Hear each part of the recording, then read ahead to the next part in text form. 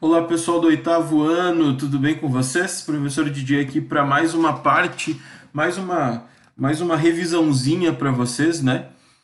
Vocês lembram que eu já passei para vocês os conteúdos da prova de arte, né? Um deles é o Andy Goldsworthy, né? Um artista que trabalha com land art, utilizando elementos da natureza para criar suas obras de arte, né? Ele tem uma obra efêmera, ou passageira, né?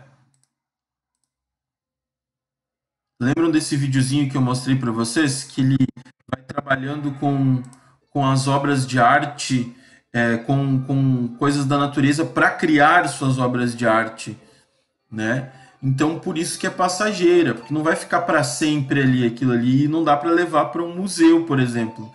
Então, é a representação dele diferente da natureza, né? Uma coisa que ele brinca com a natureza, né? Então, a gente vê isso nele.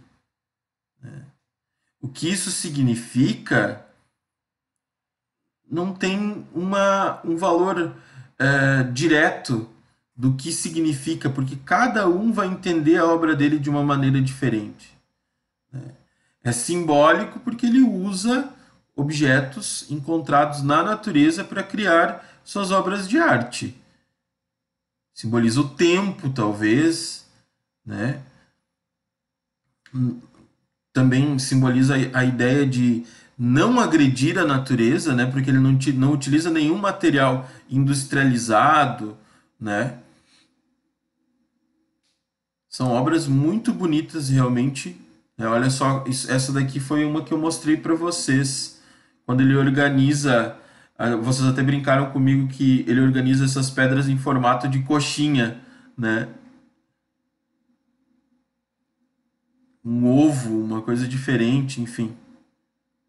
É bem interessante o trabalho do Andy Goldsworthy. Falamos também das ninféias do Monet, né? Um quadro, olha só o tamanho do.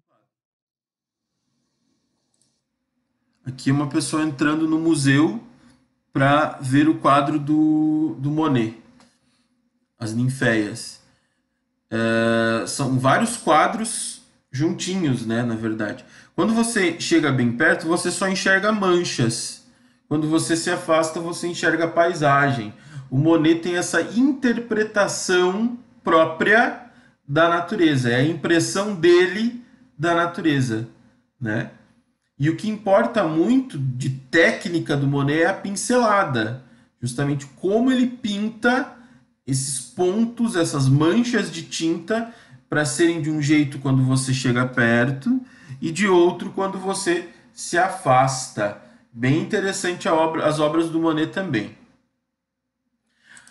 Pessoal, também falei para você sobre o Hélio Melo, que era o artista que fez aquela obra aqui, né, das seringueiras e tal.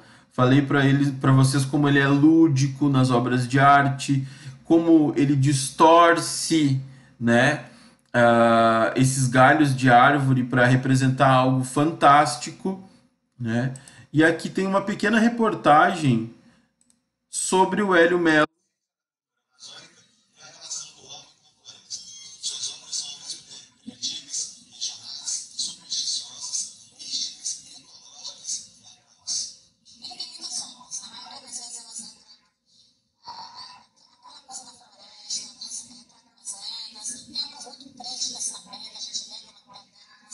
O sentimento dele da invasão da floresta pela agropecuária, tem umas obras que Essa parte da. Ele era um seringueiro, então ele tinha que se importar com a natureza, né? Porque era o ganha-pão dele também, né?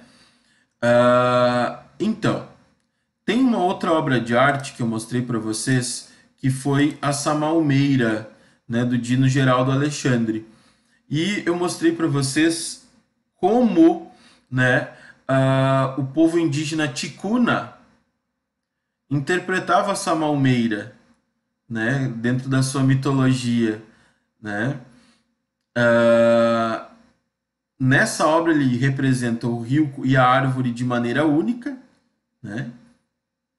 E, enfim, mostra na diversidade do povo indígena, né? A importância da mitologia, né?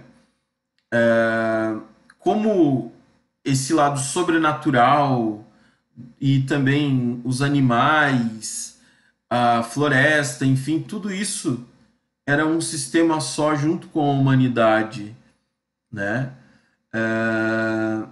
Isso aparece dentro das obras do Dino Geraldo, porque ele representa tudo num contexto só, né? Uma representação simbólica da natureza. E eu encontrei uma música chamada A Samalmeira, tá? Que fala sobre essa lenda ticuna. Eu vou botar só o iniciozinho para vocês, olha só. Ticuna, seu mito é seguro, no princípio do mundo, tudo era escuro. A noite assustada, sempre escuridão,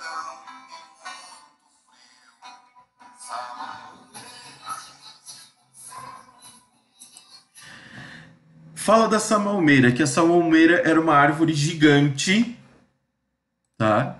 Uma árvore gigante que tapava a luz do mundo. E por isso que resolveram derrubar essa árvore. E daí deu origem ao rio Solimões, que aqui a gente vê essa dualidade, né? Que os galhos da árvore são os braços do rio, né? Os igarapés, né? É interessante observar que ele representou nessa obra a lenda ticuna realmente. Pessoal, com certeza você vai tirar 10 na prova de arte, porque ela está muito fácil, muito tranquila, tá? Eu gostaria que todo mundo prestasse muita atenção nas revisões que eu fiz, né? E fosse bem na prova. Qualquer dúvida é só me chamar, tá, pessoal? Um grande abraço a todos e até a próxima.